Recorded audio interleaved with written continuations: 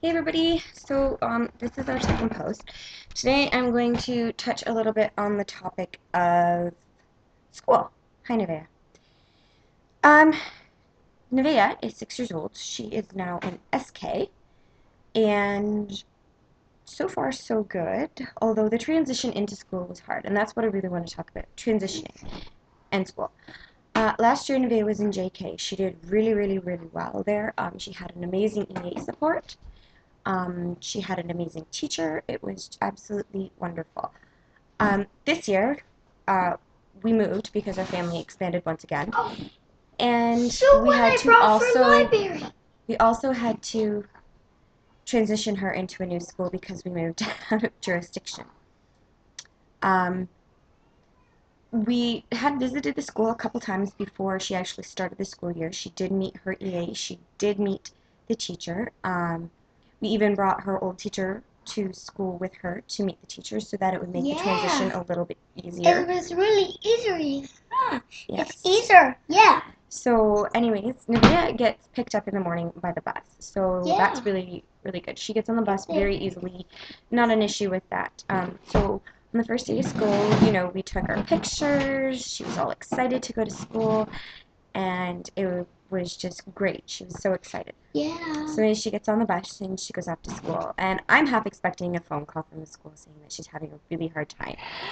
Um, and no phone call. So I go out to get her off the bus, and she um, isn't getting off the bus. So I climb onto the bus to see if maybe there was some kind of an issue. And sure enough, I got on the bus and she had to be strapped into the seat.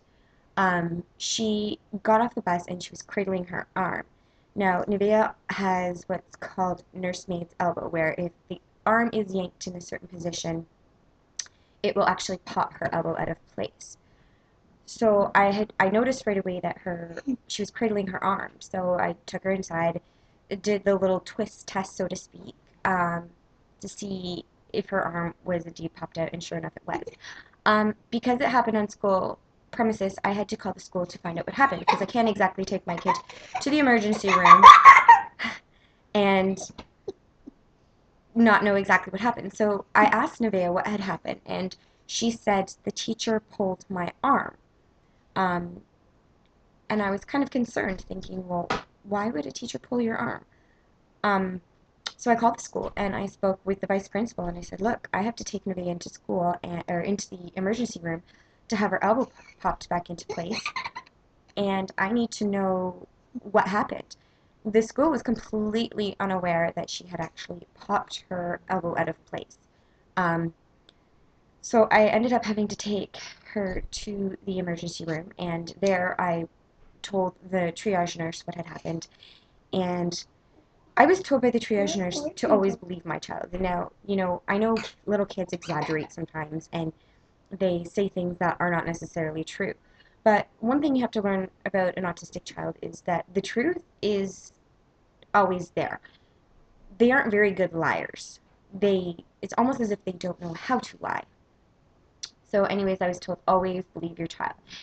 I was also told that if I did not if I did not get an explanation, I was going to have to call the police and file a police report, um, which would have just been devastating to add insult to injury kind of thing. So the next day I came into the school and I said, look, I need to know what happened. This is my child. She's saying you pulled her arm and it popped out of its socket, which means that there had to be some sort of force. Apparently, that past day at school, she had had what we call meltdowns, or mostly known as stimming, where she had thrown herself on the floor a couple times. She had um, started banging her head on the floor. She had broken blood vessels called petechiae all around her eyes and her cheeks. They had to actually do an emergency removal from the classroom.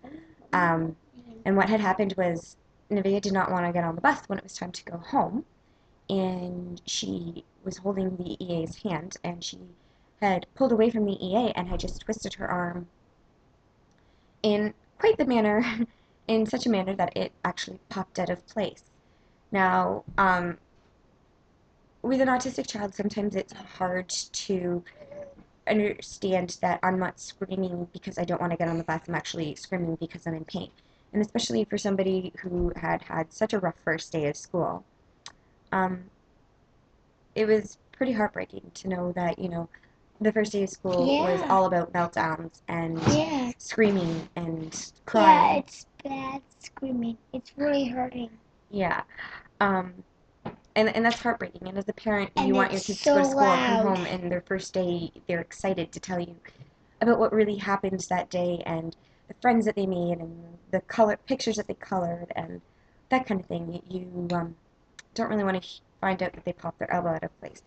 It's sometimes knowing your child goes through these things is not always easy, and especially when they transition into things.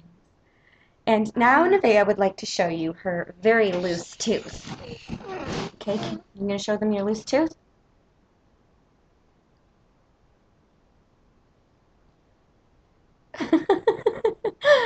And what are you gonna do when your tooth comes out? It's gonna fall out. And then what happens? Tooth fairy. Yeah, the tooth fairy. You put it underneath your pillow And money. in the morning. What will be underneath your pillow? A tooth fairy. No, there will be money underneath your pillow. The tooth fairy will leave you some money, right? Yes. So, anyways, transitioning. It's not always easy to do, and it's really not easy to talk with somebody wiggling her tooth. But um, for all those parents out there who have autistic children, remember, you're not alone in this, and everyone could probably tell some pretty awful stories about the transitions their children had to make. So, anyways, I'm going to end off for now, but stay tuned in and we'll have more later. All right. See you later. Bye. Bye.